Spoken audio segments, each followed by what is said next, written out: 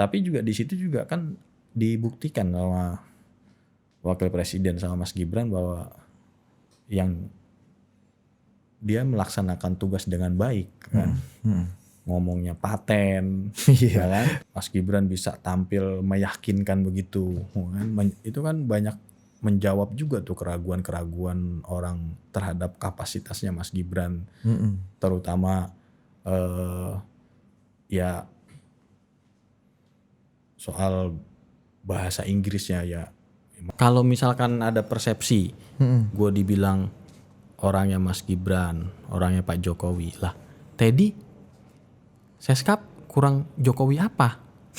Adil. Jadi kalau Letkol Teddy punya peluang lah ya, jadi calon wakil presiden punya peluang nggak? Ya, dia punya peluang untuk jadi pemimpin masa depan. Kawan gue ini, paten ini. Susu Fafa Republik, Susu Fafa Republik. Mas Gibran menurut lo akan marah nggak dengan lagu ini? Enggak lah, enggak pasti nggak akan marah. Kecenderungannya bakalan suka lah dia. Menjalankan mandat Undang-Undang Dasar Pasal 33, menjalankan sila kelima untuk keadilan sosial, ya. Ini adalah fungsi dari BPBUMN. Kalau presiden atau pemimpin negara mengambil kebijakan yang strategis, polling tidak boleh menjadi satu-satunya alat ukur untuk mengambil kebijakan itu. Tapi kalau disuruh pilih misalnya di 2029, siapa wapresnya Pak Prabowo? Apakah Mas Gibran lagi atau Letkol Teddy? Lu pilih mana?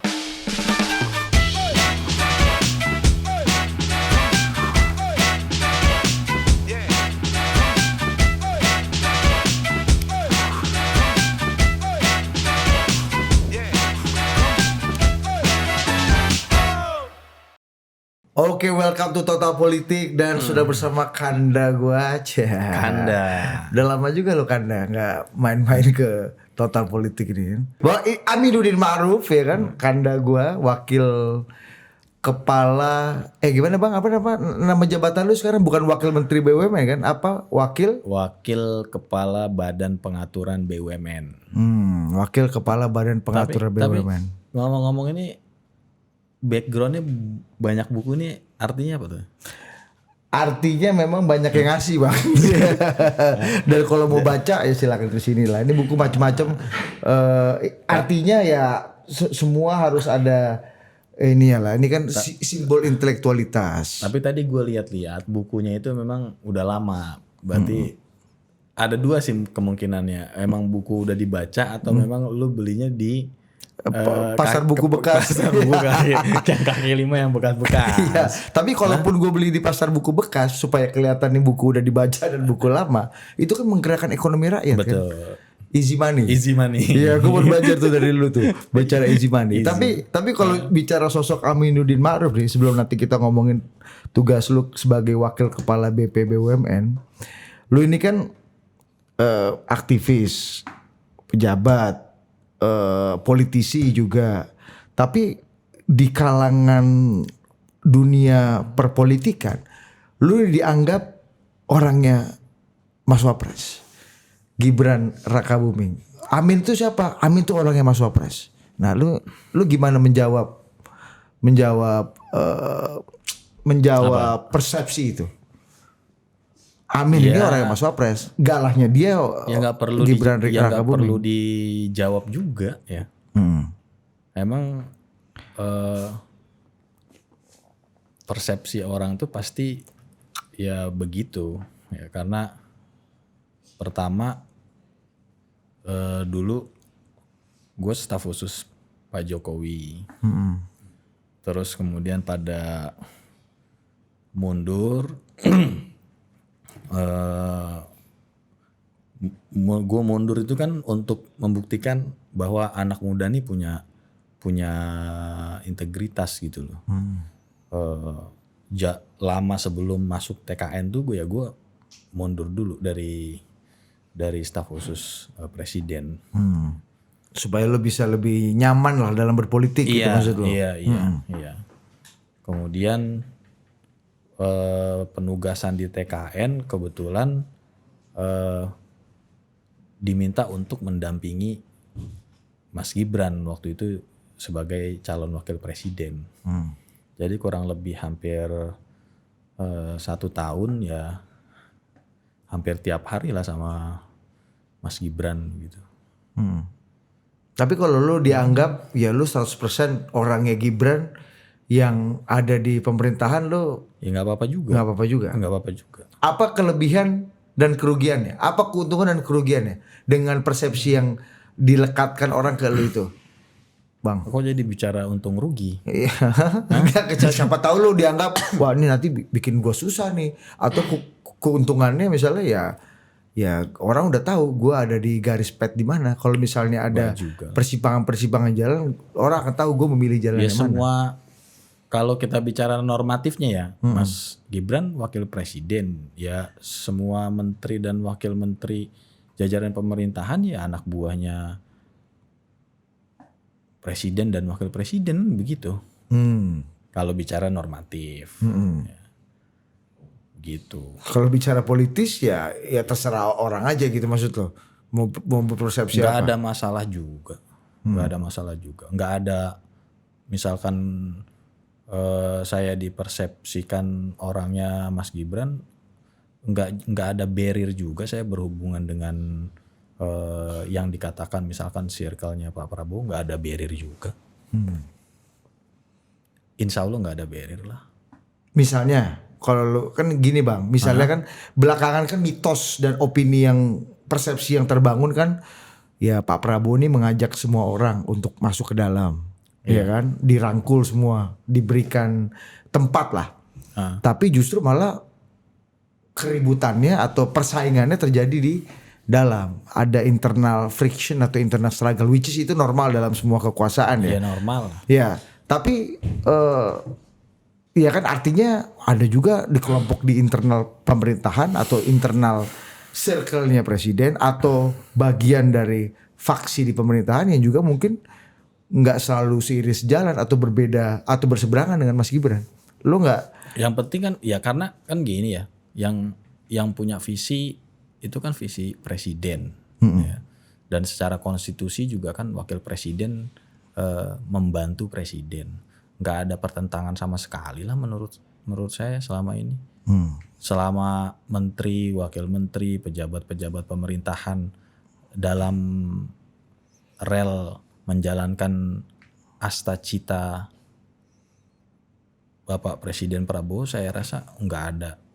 Kalau friksi-friksi atau persaingan antar ini untuk mendapatkan legitimasi dari presiden ya memang harus begitu. Memang kita sebagai anak buah ya harus berlomba-lomba untuk mendapatkan apresiasi dari bos kan, dari pimpinan kan begitu. Normal aja ya? Ya memang harus, bukan normal, memang harus. Ya. Karena kan kita membantu presiden, begitu. Tapi kalau ada yang bilang Mas Gibran gerak-geriknya, tugasnya, perannya dibatasi oleh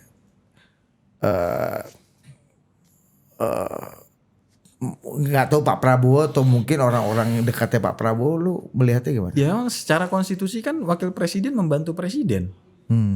Ya, secara konstitusi begitu. Misal kalau yang ditugaskan oleh presiden ke wakil presiden apa, ya dikerjakan. Kan ada keluar tuh aturan penugasan presiden kepada wakil presiden yang sudah berlangsung dari presiden-presiden sebelumnya, gitu.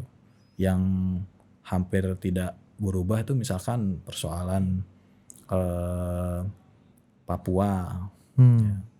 Itu dari presiden ke presiden, dari Pak Jokowi, dari sekarang Pak Prabowo, memang itu pendelegasian penugasannya kepada wakil presiden, gitu.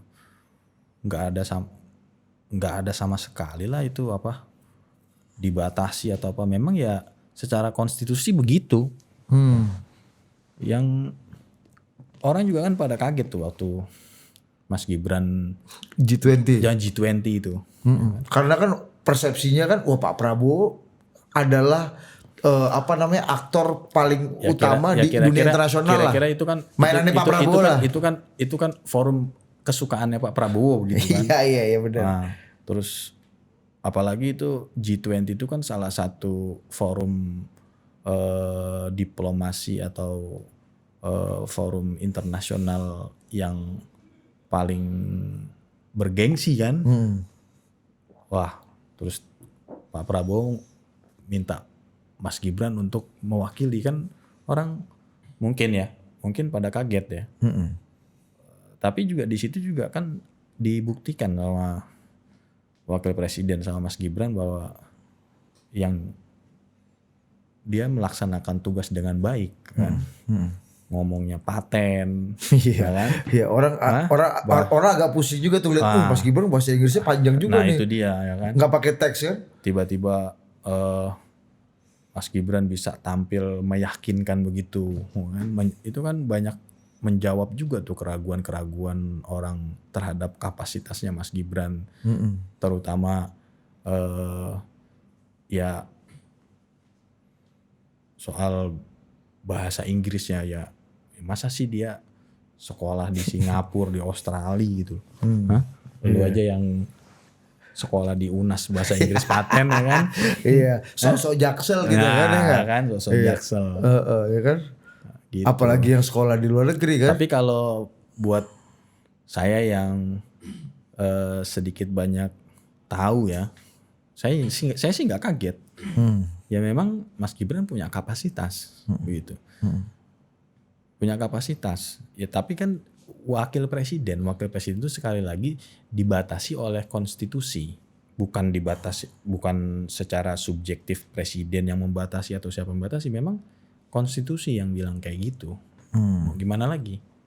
Jadi pembatasan dan membatasi kerja dan gerak wakil presiden adalah hal yang konstitusional. Iya, bukan membatasi, memang konstitusi yang membatasi begitu.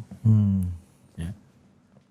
Jadi nggak ada, maksudku ya persepsi orang bahwa Mas Gibran memang sengaja dibatasi, sengaja dilimitasi lah gerak-geriknya itu. Ya memang konstitusi yang melimitasi itu. Begitu. Apalagi kan kita lihat nih misalnya, nih yang paling simpel aja nih Bang, wah tanda-tanda nih. Apa? Mas Gibran tadinya kan wakil presiden sejak zaman Pak Budiono, berkantor di kantor wakil presiden di Merdeka Utara juga kan, bersebelahan dengan kantor presiden kan. Kantor yang baru. Iya. Sementara istana wakil presiden kan di Merdeka Selatan di Kebon Sirih. Iya. Dekat kantor BPB BUMN. Iya kan, tetangga. Iya, tetangga. Nah, sekarang Mas Gibran full katanya pindah ke Istana Wapres. Orang-orang yang punya teori dan pikiran bahwa wah bener-bener nih ada friksi nih, Mas Gibran dibatasi nih. Wah, lihat aja tuh, kantornya pindah dari sebelah kantor presiden kembali ke enggak. Nah, itu coba lu klarifikasi dulu. Ya nggak pindah, memang kantor official wakil presiden tuh ya di Istana Wakil Presiden. Ya kan. Di situ yang di samping presiden tuh kan semacam kayak untuk transit ya kan.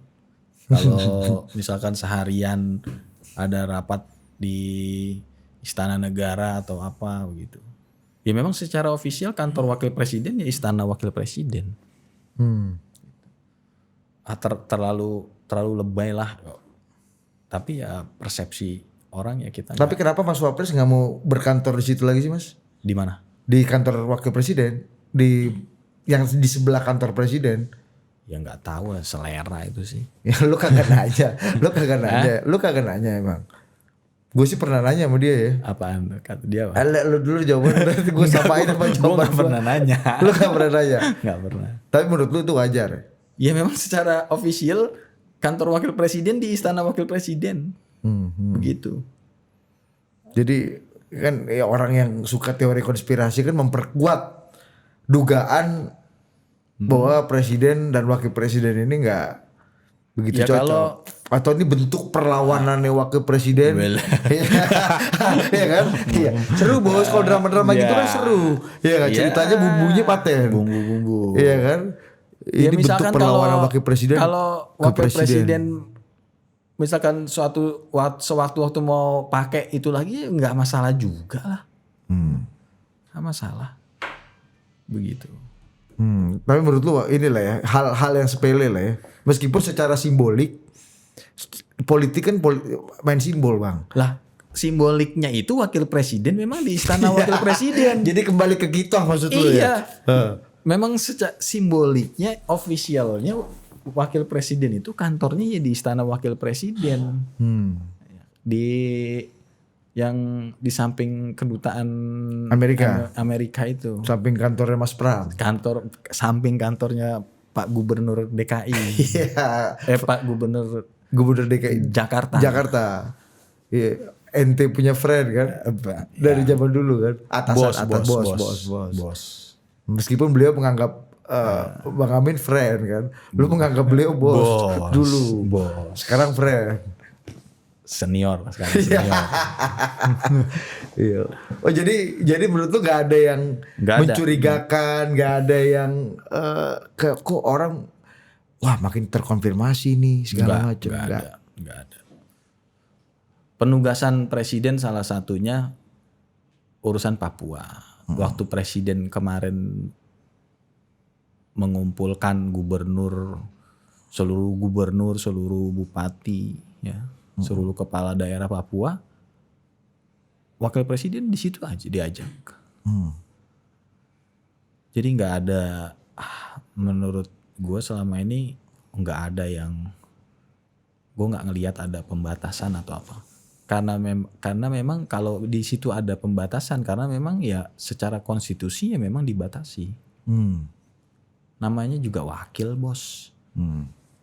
Tapi lo nggak lihat ada desain atau gerakan politik atau aksi politik yang memang ingin mengucilkan Mas Gibran dari pemerintahan atau dari sekeliling Pak Prabowo? Kalaupun ada, ya wajar-wajar aja ya namanya ini dunia politik ya. Apalagi di pusat kekuasaan kayak presiden, wakil presiden, wajar. Kalau ada desain politik atau gerakan politik ya wajar lah. Selama wakil presiden Mas Gibran menyikapi itu dengan dibuktikan kerja-kerja apa yang ditugaskan presiden, apa yang menjadi mandat konstitusi kepada wakil presiden dikerjakan dengan baik, ya nanti juga masyarakat juga akan nilai juga. Gitu. Meskipun sebagai seorang politisi, indera penciuman lu juga ya kan tadi, boleh mencium. Ya kan tadi gue bilang wajar, wajar. Ya orang ada di pusat kekuasaan, ya, ada gerakan politik, ada desain politik dan sebagainya. Hal yang sangat-sangat wajar lah. Dari identifikasi lu bang, siapa yang paling tidak ingin Pak Prabowo dan Mas Gibran itu seiring sejalan, akur, berbagi tugas dengan sangat baik gitu lah ya dalam memimpin Republik ini? Siapa yang paling tidak menginginkan itu? Yang pasti yang paling punya kepentingan lah. Yang punya kepentingan ke depan ataupun yang terganggu. Gitu. Yang terganggu dengan jika presiden dan wakil presiden tuh sampai saat ini kelihatan solid, berbagi peran dengan baik, begitu. Kan Pak Prabowo selain sebagai atasannya Mas Gibran sebagai presiden, Mas Gibran juga menganggap Pak Prabowo ini kan mentor, ya. Dan memang Mas Gibran harus banyak belajar dari Pak Prabowo. Ya. Iya, harus banyak belajar. Iya, itulah. Gitu. Jadi ada itu ya, satu orang yang punya agenda di masa depan, sama orang yang nggak suka Mas Gibran dan Pak Prabowo. Gampang aja itu sih, nggak perlu pakai teori politik atau profesor ilmu politik.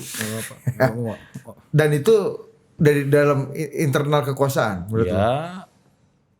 Ya banyak, dari mana aja bisa. Dari mana aja bisa. Gitu. Cara ngelawannya gimana tuh bang? Ya menurut tadi lo? Ya Mas, konsisten aja melakukan tugas-tugas yang udah dikasih sama Pak Prabowo. Buktikan ke presiden, buktikan kepada masyarakat bahwa beliau tuh mampu. Yang ya balik lagi ke G20, saya rasa itu juga sudah sekian persen menjawab keraguan kan. Ya, tiba-tiba Mas Gibran cacis gitu kan. Lu niruin pasti nggak bisa tuh. Nggak bisa. Udah jelas tuh, clear jelas tuh. udah nggak bisa. Karena gue nggak pernah sekolah di Australia kan. Meskipun Roy Suryo juga ragu tuh ijazah Mas Gibran asli apa enggak tuh kan. Nanti lama-lama akta kelahiran Etes juga digugat ragu. Tapi kenapa Mas Gibran juga jadi sasaran ya Bang ya? Maksud gue ya, kan orang fokus di Pak Jokowi ini lama nih. Nah. Barang ini kan lama banget nih menurut gue nih. Ini isu politik yang paling lama yang pernah dibahas di zaman Indonesia. Demokrasi modern nih. Nah. Ditahan agak lama nih, 1,5 tahun kali ya, apa 2 tahun deh ya barang ini. Soal ijazah. Ijazah. Dan maksud gue kenapa nyambungnya ke Mas Gibran juga? Ya aktornya sama. Agendanya sama. Ya, kepentingannya sama. Itu aja dua yang tadi yang punya kepentingan dengan agenda politik ke depan dan yang nggak suka gitu loh. Yang nggak suka dengan kondisi saat ini. Ya kan? Jangankan sama wakil presiden bos, sama ketua RT aja orang banyak yang iri. Iya. Dan yang paling mungkin adalah gerpol dari dalam ini ya Bang ya. Ya seni kekuasaan lah. Dari zaman dinasti Umayyah juga ya kan. Di dalam kekuasaan seninya memang begitu. Tapi bener Mas bahwa ada anggapan bahwa memang orang-orang sekitarnya Pak Prabowo inilah yang banyak quote unquote nih membuat jarak atau mungkin dianggap menghalangi Mas Wapres ini mengakses Pak Prabowo, dekat dengan Pak Prabowo, mendapatkan direction langsung dari Pak Prabowo gitu. Menurut lu gimana? Selama ini sih ini yang gua rasakan langsung ya. Bukan cuma rasakan tapi gue melalui itu. Kan di istana nih 2 penjaga gawang utamanya. Ya. Seskap sama Mensesnek ya. Teddy sama Mas Pras. Selama ini hubungan Mas Gibran, hubungan gue juga lancar-lancar aja sama 2 orang itu.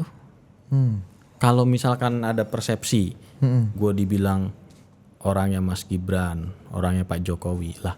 Teddy, Seskap kurang Jokowi apa? Adil, logikanya gimana? Seskap Teddy kurang Jokowi apa nih gimana logikanya? Lah, Teddy pernah jadi asisten ajudan loh. 24 jam loh bareng sama Pak Jokowi. Ya. Jadi kalau kebiasaan Pak Jokowi itu dulu kalau ajudan yang lagi piketnya itu dari polisi, asisten ajudannya itu dari tentara. Nah waktu itu ajudannya Pak Sigit. Oke, dari polisi. Dari polisi. Pasti yang piketnya itu Teddy Indra Wijaya yang dari tentara. Sekarang asisten ajudan presiden kurang Jokowi apa? Kurang gitu. Jadi menurut gua kalau dilihat dari dari historinya, dari apa yang gue juga lakukan, nggak ada sama sekali penghalangan-penghalangan yang kalau kita lihat secara legal formal lingkaran presiden itu yang ada di istana kan 2 penjaga gawang dua tadi. penjaga gawang tadi itu. Malah yang bilang ke saya beberapa kali Pak Mensesnek menyampaikan juga ke saya apa-apa misalkan yang pesan-pesan yang disampaikan presiden untuk disampaikan ke wakil presiden melakukan ini gitu, termasuk hal yang sangat sederhana tadi yang tadi gue bilang ya kan. Iya. Macam-macam lah, pakaian misalnya. Pakaian, sepatu, Patopel. pantopel begitu. Ya itu kan artinya kalau hal-hal yang sederhana aja tidak ada barrier ya. Apalagi hal-hal yang sifatnya penugasan secara resmi begitu loh. Atau logikanya bisa dibalik. Ya, yang nggak ada barrier yang sederhana, yang kompleks dan menyangkut sumber daya baru ada barrier Ya kan. kalau itu sih Iya. masing-masing orang punya persepsi lah. Ya. Tapi sama sekali itu nggak ada gitu loh, ya kan. Tapi menurut lu kan ada anggapan yang termasuk di banyak media ya, orang juga banyak analis juga menganggap bahwa Pak Prabowo ini jauh dari reality karena jauh dari realitas karena informasinya di informasi orang-orang itu dibatasi untuk mengakses Pak Prabowo oleh tadi mungkin kalau secara struktural formal yang lu bilang tadi dua penjaga gawang utama tadi. Nah, dan orang menganggap akhirnya Mas Gibran jadi salah satu orang yang dibatasi itu oleh salah satu atau salah dua dari penjaga gawang itu. Menurut lu gimana? Pak Prabowo jauh dari realita karena akses informasi dan akses orang ketemu Pak Prabowo dibatasi. Menurut gua nggak sama sekali. Kemarin misalkan ya, waktu kita ke Aceh, ada diperlukan komunikasi langsung dengan presiden. Saat itu juga langsung bisa komunikasi ke presiden. Saat itu juga ya, di saat itu juga, di saat itu juga. Kalau misalkan ada yang merasa atau ada anggapan, ada yang membatasi, ya wajar lah kalau nggak dibatasi. Kapan istirahatnya presiden? Ya. Mau ketemu lu aja susah, apalagi ketemu presiden kan? Ya, kalau orang sekitarnya membatasi atau mengatur jadwal yang ketemu presiden itu, ya wajar lah. Memang tugasnya memang seperti itu. Ya. Tapi pada saat informasi itu atau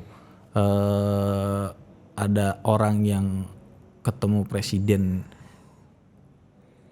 sangat urgent, kemarin aja contohnya, baru kemarin nih yang di Aceh, itu bisa langsung komunikasi saat itu juga.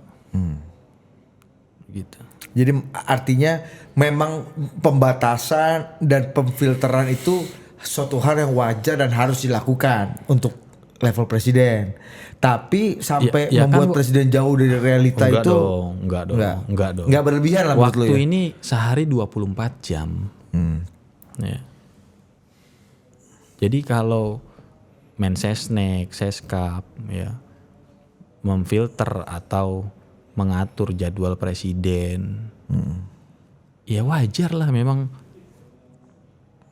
harus dibatasi. Bukan pembatasan itu dalam arti ya memang harus diatur. Begitu. Tapi pada saat memang diperlukan untuk berkomunikasi langsung dengan presiden, anytime insya Allah bisa. Iya. Ya, tergantung kebutuhan dan urgensi, level urgensinya. Khususnya soal Seskap ya. Gua kan kenal lama, kenal baik sama. Gue sering lihat lu nggak sering sih, beberapa kali lihat foto-foto lu malam-malam. Kayaknya itu malam-malam ya lu sering ketemu Seskap ya Bang ya? Ya beliau kan udah sibuk ya kan. Jadi kita 24 jam on call ya, oke siap-siap aja ya nggak? Siap Pak Seskap begitu kan. Jadi selama gua berhubungan sama Mr. Teddy ini nggak ada isu ataupun nggak ada indikasi dia membatasi atau apa, enggak ada. Apa yang dia lakukan ya secara profesional, dan dia memang orangnya ini kalau kerja perfeksionis, Pak. Dari zaman waktu asisten ajudan Pak Jokowi. Kerja perfeksionis. Ya. Makanya kelihatannya di publik beberapa kali suka galak kelihatannya kan.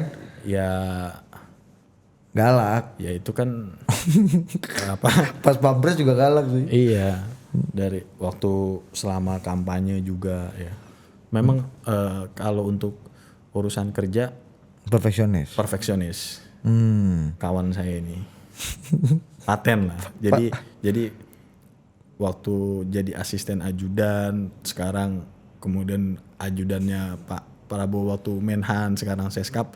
Jadi sangat wajar kalau Pak Prabowo tuh sur dan mengandalkan dia. Memang oke sih, mau gimana? Iya, itu yang mungkin membuat Teddy Ini jangan-jangan karena iri gitu loh. Hah? Iya, Karena gue juga pernah kena isu itu waktu kampanye yang gue ngawal Mas Gibran gitu loh. lu dianggap membatasi. Dianggap membatasi lah. Iya, benci lah orang sama lu. Gitu. Ya itu resiko jadi circle kekuasaan. Iya. Tapi memang itu tugasnya. Ya, kan? Silakan benci kepada Amin, silakan benci kepada Teddy, asal jangan benci kepada Bos. Mas Gibran dan ke Pak Prabowo. Gitu maksud lu kan? Iya. Ya wajar. Tapi ada yang bilang, wah kayak Letkol Pak Seskap ini dari appearance-nya dan mulai aktivitas di bukan politik ya, aktivitas. Jadi dia kayaknya ada indikasi mau running jadi wakil presiden nih, menurut lu? Apa? Nggak tahu, ini orang ada yang bilang dia kayak bisa gini, bukan dia indikasi mau running, dia berpotensi punya peluang untuk running jadi. Ya kalau potensi lah, anak-anak muda yang ya tadi itu yang gue bilang, gue kenal dia dan dia memang kalau urusan kerja dia perfeksionis. Ya. Tapi kalau urusan agenda yang lain, ya itu hasil dari apa yang dia kerjakan. Itu apa ya istilah Bang Hasan tuh apa namanya? Apa tuh? Yang mana? Kalau kerja bagus terus kemudian dapat ini efek elektoral tuh. Apa itulah. Iya. Itu konsekuensinya aja. Konsekuensi dari pekerjaan yang dia lakukan. Gitu. Ini apa tadi? Iya. Jadi misalnya kalau Pak Purbaya jadi populer, ya itu konsekuensi dari itu manfaat dari apa yang dia lakukan, dia kerjakan. Jadi kalau ente nggak populer dan nggak dianggap penting, berarti kalau gue nggak populer harus, emang gue nggak mempopulerkan diri. Jadi kadang harus nyambung juga ya, lu pengen populer ya lu juga harus paten gitu ya. Iya. Manfaat lu gitu. Jadi ente semua kalau yang ingin populer tapi kerjaan biasa-biasa aja jangan mimpi. Kalau cuma populer doang nggak ada karya yang bisa ini, paling popularitas semu juga kan. Iya. Jadi kalau Letkol Teddy punya peluang lah ya, jadi calon wakil presiden punya peluang nggak? Ya dia punya peluang untuk jadi pemimpin masa depan. Kawan gue ini paten ini. Tapi kalau disuruh pilih misalnya di 2029, siapa wapresnya Pak Prabowo? Apakah Mas Gibran lagi atau Letkol Teddy? Lu pilih mana? Iya terserah Pak Prabowo. Aman banget jawaban lu. Gak apa-apa, harus begitu Bang. Iya dong, kita kan anak buah presiden, terserah Pak Presiden. Iya, jangan kemanjon juga ya. Iya. Oke. Ini yang paling baru nih Bang, yang agak rame nih. Grup band idola lu. Slang. Gimana? Karena Slang ini kan 2014 2019 tuh bersama Pak Jokowi. Iya kan? Iya. Ingat tuh lo? Iya. Konser Salam Dua Jari yang ini kan memobilisasi massa itu salah satunya. Belum. Nah, ini meluncurkan satu lagu yang dianggap ini menyindir Mas Gibran. Namanya Republik Fufafa. Iya. Nah, ini coba kita kasih lihat dulu dikit barang ini.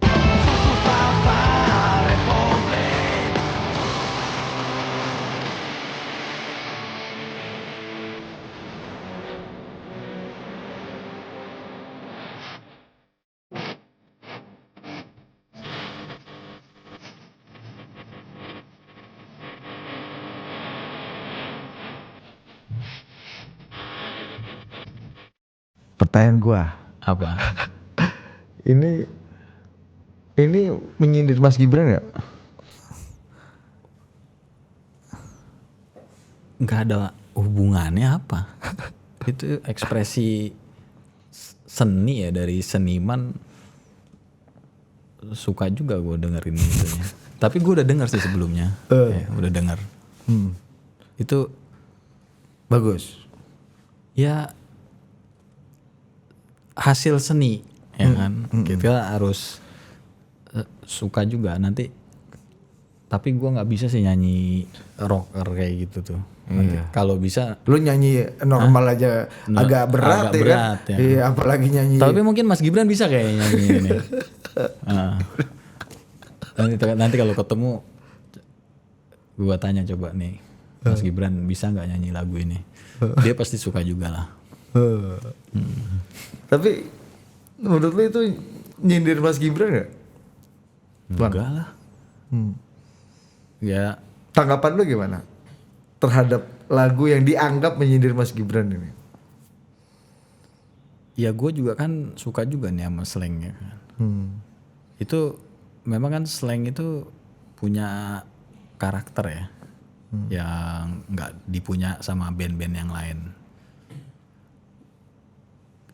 Apresiasi lah itu karya seni yang di usia udah nggak lagi muda masih produktif.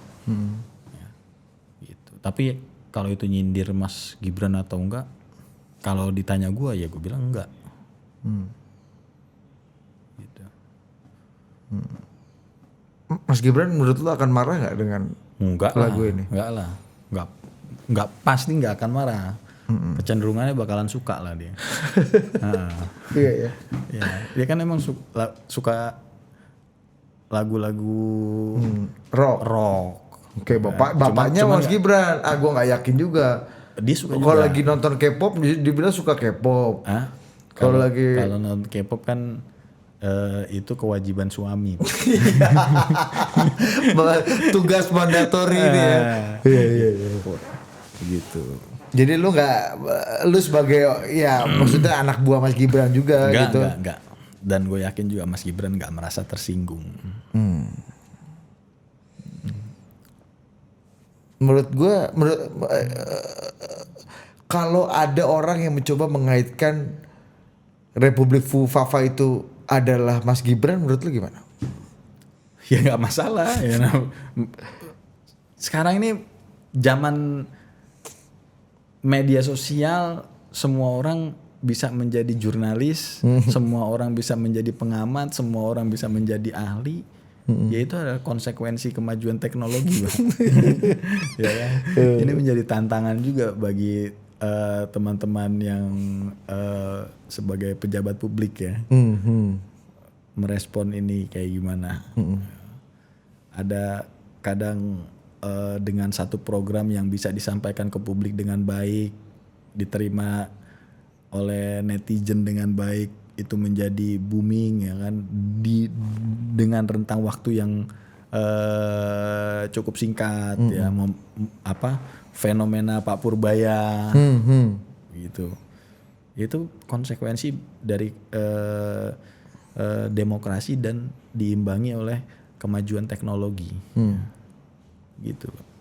Lu soal Pak Purbaya deh. Lu ngeliat ini kan rising star baru nih kawan ini kan. Lu kan lu kemarin baru dari Aceh nih, Bang. Oh iya, cerita dulu. Nih jadi Mas Amin ini kita nih syuting telat 2 hari gara-gara dia ke Aceh.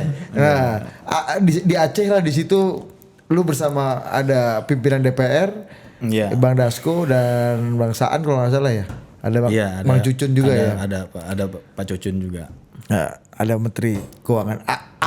Update terbaru lah dari perjalanan lu di Aceh itu.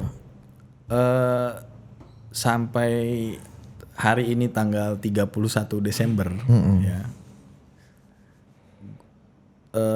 Saya sudah 3 kali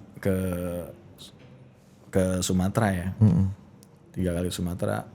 Terakhir kemarin itu bareng pimpinan DPR, salah satunya yang ikut menterinya adalah Pak Purbaya. Dalam beberapa kesempatan memang Pak Purbaya ini orang yang apa ya istilahnya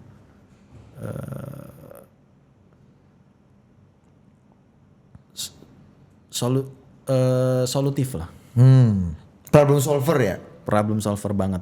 Ya. Waktu misalkan waktu saya sebagai wakil BPB BUMN berkonsultasi dengan Kementerian Keuangan, dia langsung nanya, yang lu butuhin apa dari gua? Gitu. Ngomongnya seterbuka itu. Terbuka itu. Apa yang dibutuhin? Nggak formal gitu ya emang orangnya. Enggak. Itu aslinya begitu emang. Memang aslinya begitu. Gue pikir cuman di Enggak. ya. Bukan buat-buatan itu. Iya. Dalam kan sering banget lah saya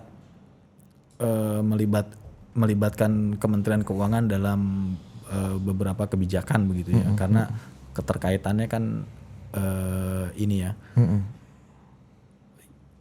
Se-problem solver itu. Jadi kita ditanya yang dibutuhkan apa, saya harus melakukan apa. Gitu. Kalau menurut Pak Purbaya itu make sense nih, ya langsung ditandatangan atau ditungguin tuh anak buahnya, coba kerjain cepetan nih ya, tunggu sini 1 jam selesai ya. Gitu langsung. gitu. Iya, dipanggil dirjennya atau udah gitu. Iya. Nggak mungkin istilahnya apa ya, Pak Purbaya ini mendesakralisasi posisi Menteri Keuangan yang dulunya high level banget kan gitu ya. Menara Gading ya. Di Menara Gading banget ya. Iya. Sekarang Kalau kata Bang Hasan Hasbi di sini pernah, Menteri Keuangan adalah orang paling berkuasa di Indonesia karena semua anggaran, semua pajak di situ, kayak kemarin di waktu situ. di Aceh itu kan langsung ditanya, ini anggaran bencana ini masih ada 1,5 T, bisa dihabisin nggak sebelum besok nih, ayo cepetan ayo gitu loh. Oh gitu. Dia malah nantangin balik sama kementerian atau lembaga teknis gitu. Jadi lu lihat ini ada inilah ya, ada apa namanya, udara baru lah ya, ventilasi udara segar lah ya. Harus diakui Pak Purbaya memberikan yang pertama efek positif kepada pemerintahan, ya. Yang kedua menggeser mendesakralisasi Kementerian Keuangan yang selama ini sangat wah begitu ya. Kemudian di tangan Pak Purbaya itu jadi lebih membumi lah. Bang, kalau menurut ada yang bilang gini nih, Pak Purbaya nih informal, suka nyeletuk, santai, kadang-kadang suka nyerang menteri yang lain kan, menteri lain juga ada beberapa suka dikritik sama dia kan. Sesantai itulah orangnya. Wah, ini kok perasaan gua ngelihat Pak Purbaya sekarang kayak perasaan gua ngelihat Pak Jokowi tahun 2012-2013 ketika mulai muncul sebagai rising star politician yang ingin maju dia. Bahkan sama Pak Purbaya kalau gue lihat kemarin udah ada yang nyebut dia masuk polling juga dalam peredaran nih. Nah, lu ngeliatnya gimana? Ada yang bilang gitu, kok perasaan gue ngeliat Pak Purbaya sekarang kayak dulu perasaan gue melihat Pak Jokowi tahun 2012-2013. Ini kita ngobrolin apa sih? lu punya perasaan yang sama gak? Sama orang yang bilang punya perasaan begitu? Atau lu mengamini gak perasaan orang tentang perasaan itu? Yang pertama berangkatnya berbeda ya. Kalau Pak Jokowi kan memang berangkatnya dari proses election. Tapi ya harus diakui lah Pak Purbaya ini fenomena ya. Iya. Fenomena lah. lu mengakui lah sebagai teman sejawat di kabinet, lu akuin lah ya. Iya, dan memang sesolutif itu memang orangnya. Jadi pasti kalau lu nanya menteri atau wakil menteri yang lain yang pernah akan hampir seluruh menteri pernah rapat sama menteri keuangan pasti, ya kan? Kasirnya dia Iya, kan. pasti solutif gitu. Nggak merasa dipersulit sama sekali dan sebagainya. Hebat lah, oke lah Kapolri. Oke lah ya. Iya, menarik. Tapi lu kan bilang tadi lu sebagai kapasitas lu sebagai wakil kepala BP BUMN, dulu wakil menteri BUMN sebutannya ya. Itu banyak lah beririsan lah ya dengan Pak Purbaya nih ya. Iya. Tapi pertanyaan gue bukan itu. Pertanyaan gue adalah orang masih nggak ngerti nih. Ini mungkin lu belum ada penjelasan yang agak clear ya soal posisi kementerian lu ini bang. Setelah dari Kementerian BUMN, kemudian ada Danantara, sekarang ada BP BUMN. Nah, mungkin kalau lu suruh lu baca aja undang-undangnya kan orang capek baca undang-undang kan belum tentu ngerti juga. Lu coba jelasin barang apa sih ini BP BUMN ini? Simpelnya gini aja lah. BP BUMN itu tangan negara, ya, perwakilan negara untuk memastikan kepentingan negara, ya, nation interest-nya itu diakomodir oleh BUMN, dijalankan oleh BUMN. Nah, teman-teman Danantara itu dalam dimensi bagaimana memastikan BUMN ini compliant secara bisnis, ya, GCG-nya jalan, efisien dalam pengelolaan bisnis, kemudian pada ujungnya ya menghasilkan laba dan dividen yang sebanyak-banyaknya. Itu tugas Danantara. BP BUMN tugasnya memastikan kepentingan negara, agenda negara yang berkaitan dengan BUMN dijalankan. Begitu. Ini kan kadang-kadang dua kepentingan yang bertolak belakang. Betul. Gitu. Ya sebenarnya roh BUMN ya dua ini ya. Dua satu itu. memang cari laba dividen, satu lagi untuk kepentingan publik ini ya, PSO ini ya. Kira-kira bahasa gampangnya BP BUMN menjalankan sistem ekonomi sosialis, menjalankan mandat Undang-Undang Dasar Pasal 33, menjalankan sila kelima untuk keadilan sosial, ya. Ini adalah fungsi dari BP BUMN. Contoh, misal yang memastikan subsidi tetap ada untuk masyarakat tidak mampu. Nah, ini BP BUMN. Negara menugaskan kepada Pertamina untuk menjalankan subsidi LPG bagi yang berhak. Ini BP BUMN. Oke. Negara mensubsidi listrik, ya. Negara mensubsidi pupuk. Negara memerintahkan BUMN untuk membantu percepatan penanganan pasca bencana. Ini BP BUMN. Ya. Begitu. Tugas-tugas sosial ya. Tugas-tugas sosial, tapi tetap menjaga BUMN ini secara keuangannya sehat. Nah, tugas-tugas sosial itu bukan berarti menjadikan BUMN ini quote unquote nih sapi perah politik. Enggak dong. Itu enggak. Itu yang nabung dan antara yang spending Aminuddin Ma'ruf nih kan. Enggak. Ya. Tapi kan memang BUMN itu tugasnya memang dua sisi itu. Gitu. Jadi kalau secara legal formalnya BP BUMN sebagai regulator, kemudian Danantara sebagai operator, itu kan normatif banget ya. Yeah. Tapi secara praksisnya kira-kira kalau kita terjemahkan ke dalam sistem ekonomi, nah si BP BUMN ini sosialis. Ini ekonomi sosialis. Kan? Menjalankan tadi pasal 33 apa? Pasal 33. Undang-Undang Dasar. Sama sila kelima. Sila kelima keadilan sosial. Begitu. Iya. Jadi lebih clear nih. Jadi sebenarnya objeknya kan kalau dianggap dulu Danantara punya pasukan BUMN segini, Kementerian BUMN punya pasukan BUMN segini.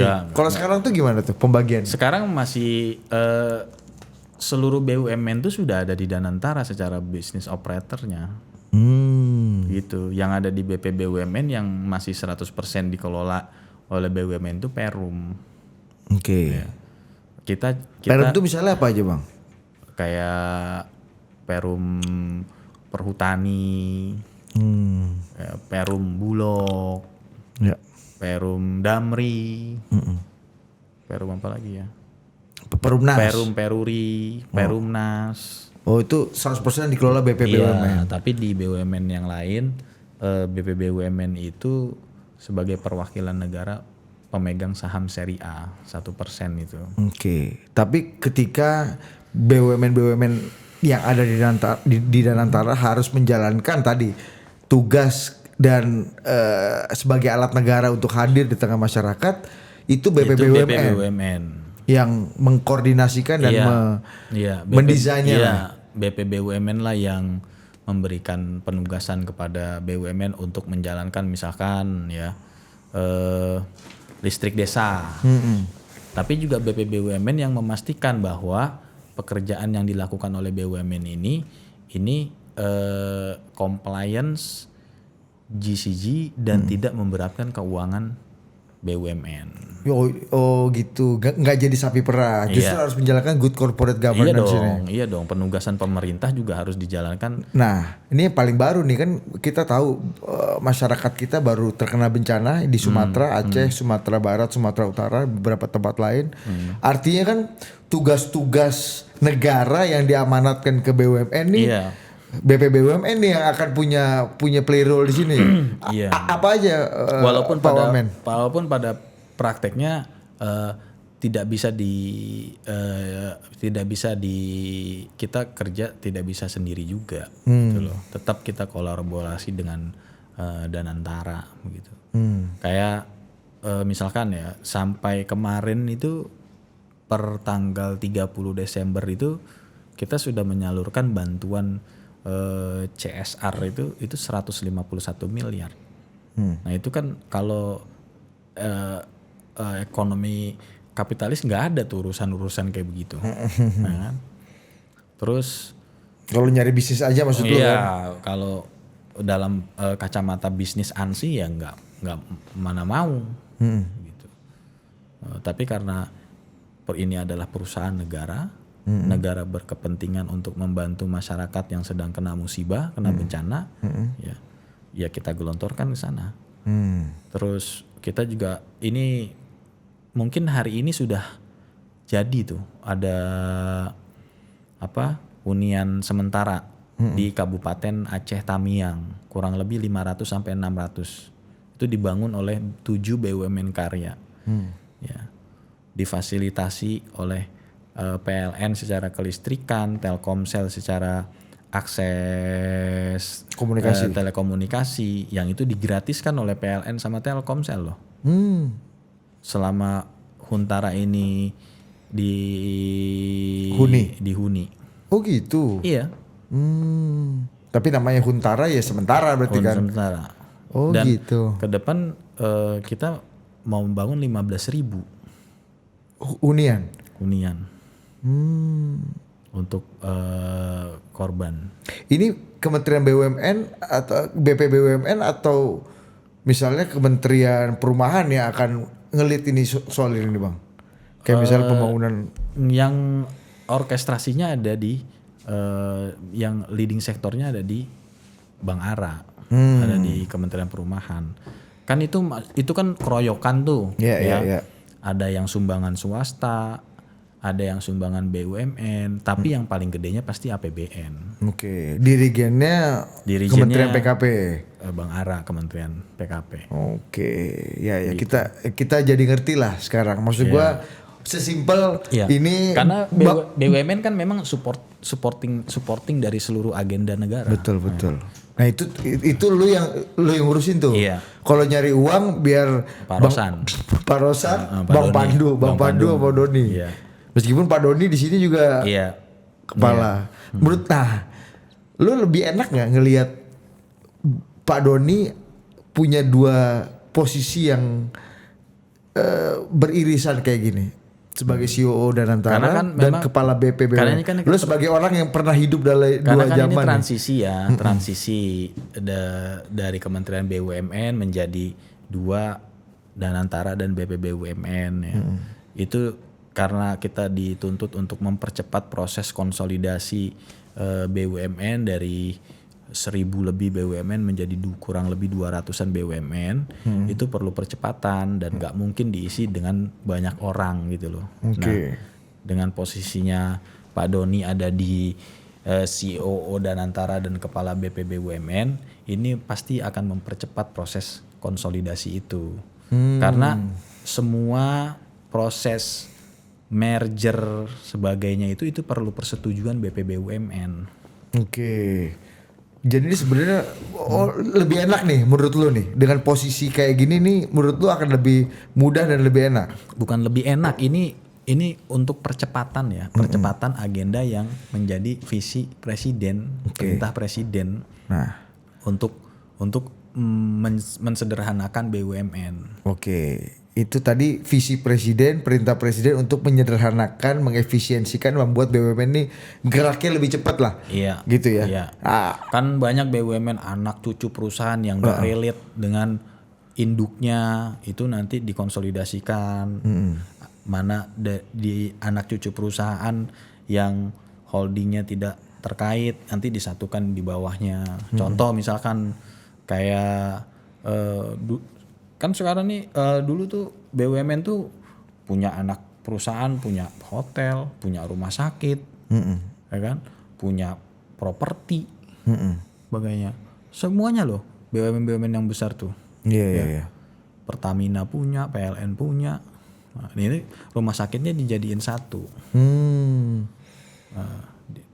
dijadiin satu IHC. Oke. Gitu. Hotel juga gitu, apa namanya? Nanti ke depan akan kayak begitu. By the way Garuda sama Pelita jadi merger bang. Iya. Nah ini banyak juga yang agak menyayangkan nih, maksudnya, wah Pelita kan sehat, bagus, lagi rising, lagi bagus lah namanya. Garuda ini kan kita tahu lah problemnya banyak dan selama ini nggak beres-beres. Ini bukannya akan jadi membuat Pelita yang mungkin jadi bagus, jadi ikut jelek. Kita balik dong. Yang nanti Garudanya jadi bagus. Gitu. Iya. Jadi pandangannya jangan dari sisi negatif terus. Enggak nih kan namanya juga mewakili orang-orang pinggir jalan ini bang, ya kan. Jadi tuh apa tujuannya apa? Lu gabungin Ya tadi gitu? itu semuanya. Bukan cuman nanti ya logistik jadi satu, ya. Rumah sakit jadi satu, hotel jadi satu.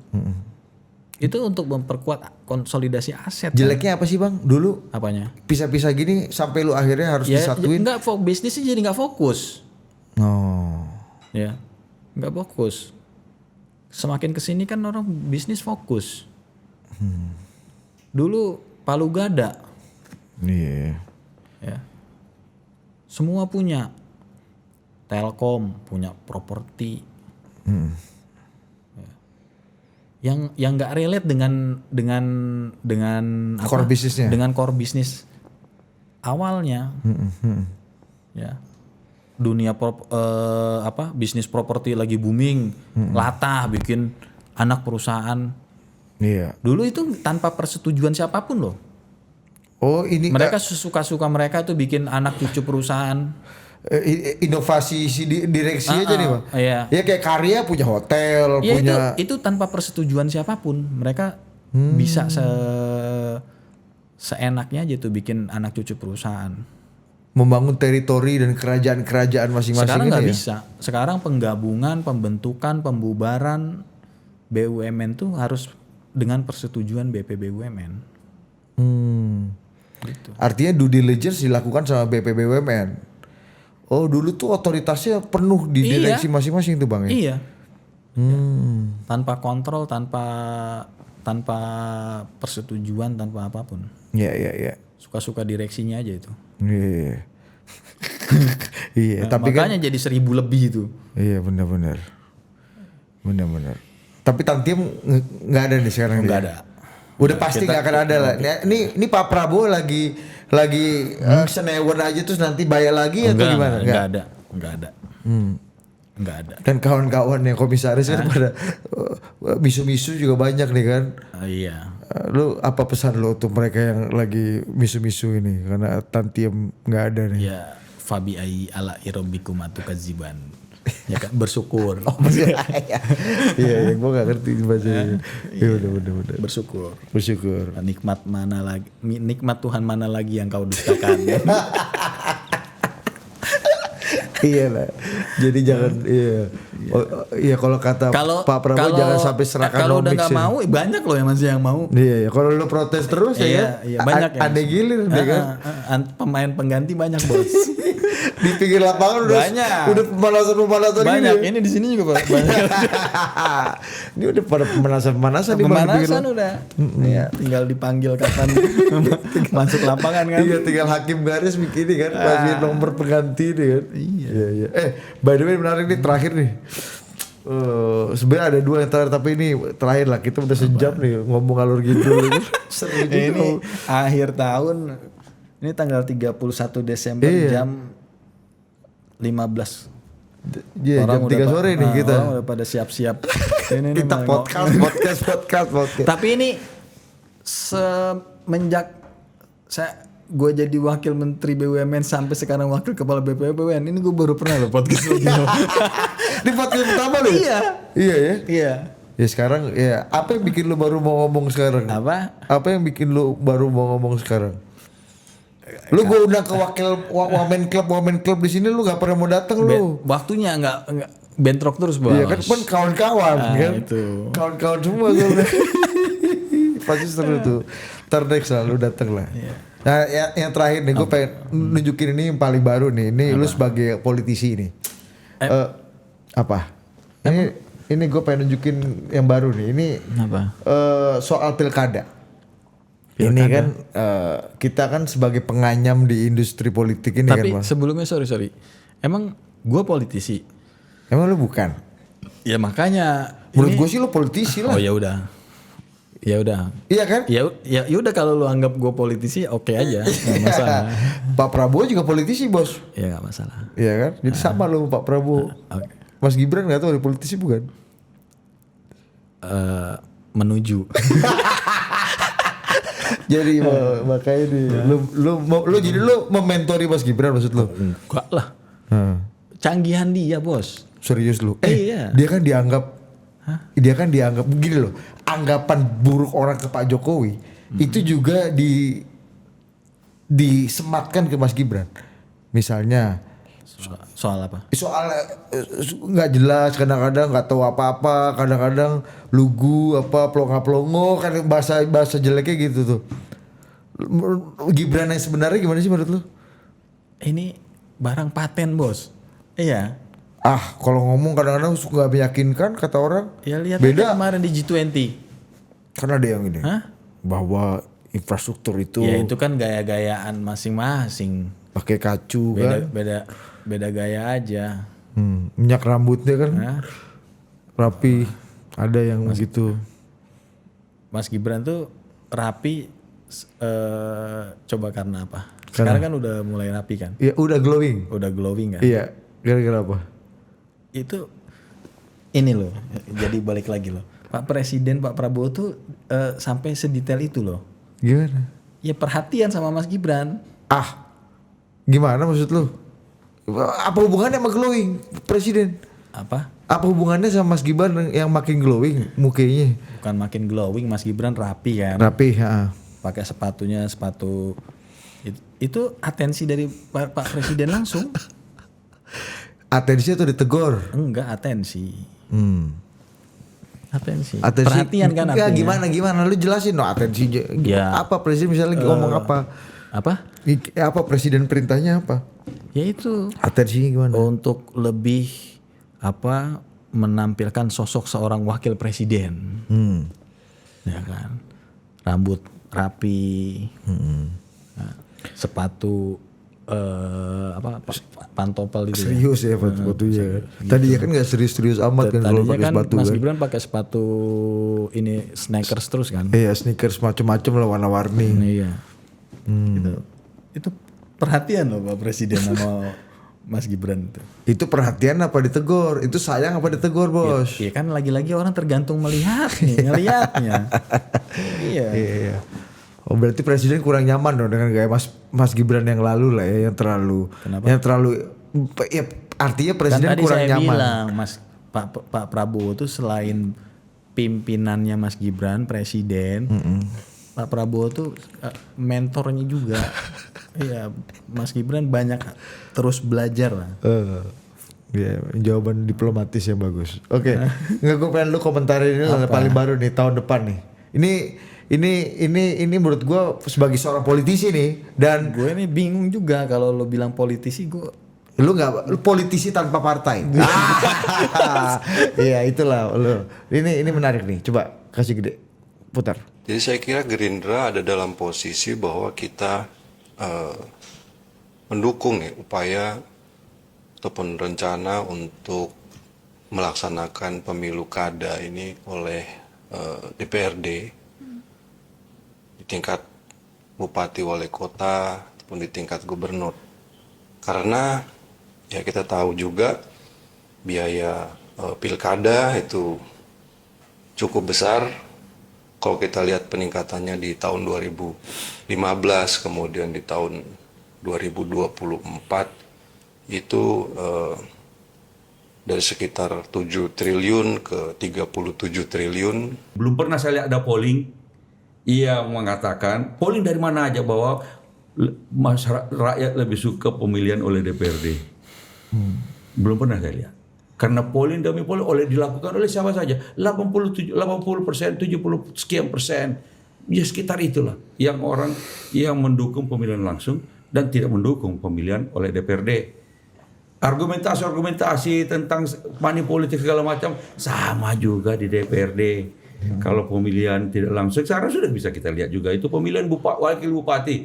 Kalau bupati ada masalah diganti oleh wakil bupati. Kemudian wakil bupati kan kosong. Kemudian diadakan pemilihan oleh DPRD, isinya juga sama money politik juga. So daripada mencederai hak konstitusi rakyat pemilih, lebih baik kita pikir bagaimana menyempurnakan atau mengurangi persoalan-persoalan dalam pemilihan langsung itu. Ada kelemahannya, mari kita perbaiki. Bukan kemudian meniadakan hak konstitusi rakyat, mengambilnya itu pasti udahlah orang pasti akan tidak bisa terima yang begitu. Oke. Komentar lu gimana? Ini menarik. Tapi yang pasti, ya. Satu hal yang pasti, strategi negara atau kebijakan negara yang sangat strategis, malah menurut gue nggak boleh di standarnya itu polling, ya, survei. Agenda strategis negara ya diputuskan oleh pengambil kebijakan bukan berdasarkan polling. Itu menurut gue bahaya. Semua kebijakan kepala negara atau presiden, ya semua kalau berdasarkan polling, wah itu bahaya menurut gue. Itu namanya service kebijakan namanya itu. Jadi kebijakan-kebijakan negara yang strategik menurut gue ya dilakukan oleh lembaga-lembaga yang strategik. Artinya kalau tadi Kalau misalkan pilkada langsung itu menurut kajian yang sudah dilakukan itu mungkin efeknya negatif, tapi kan begini ya, kita bernegara itu kan pasti ke depan akan mengarah kepada yang lebih baik ya. Kita gue nih bukan kapasitas untuk bilang pilkada, tapi yang gue mau highlight di sini bahwa kebijakan strategis negara jangan diserahkan berdasarkan polling. Memang betul mayoritas masyarakat dalam polling yang dipolling adalah yang disurvei oleh lembaga polling tidak setuju pemilihan kembali ke DPRD. Emang udah ada? Banyak. Oh. Pollingnya banyak. Gua Prof Burhan beberapa waktu lalu juga ada pollingnya di atas 85%, 90%. Waktu gua mari ketemu Pak Jokowi gini nih cerita. Pak, gue nanya, Pak gimana Pak?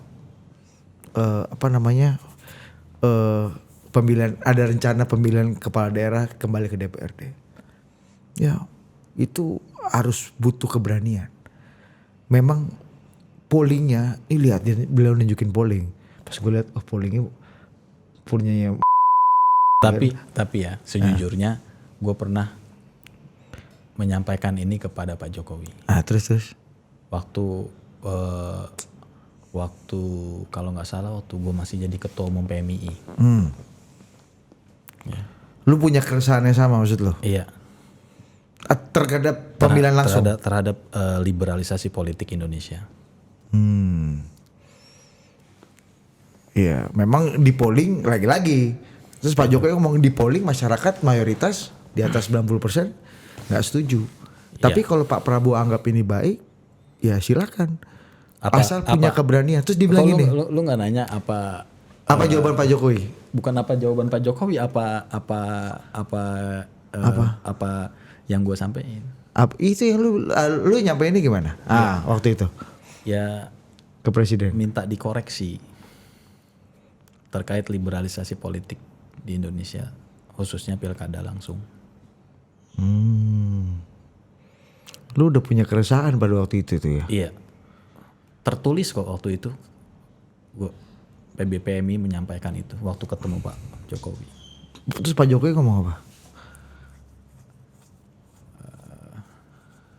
Pak Jokowi menyampaikan pasti ada maslahat dan mudorotnya.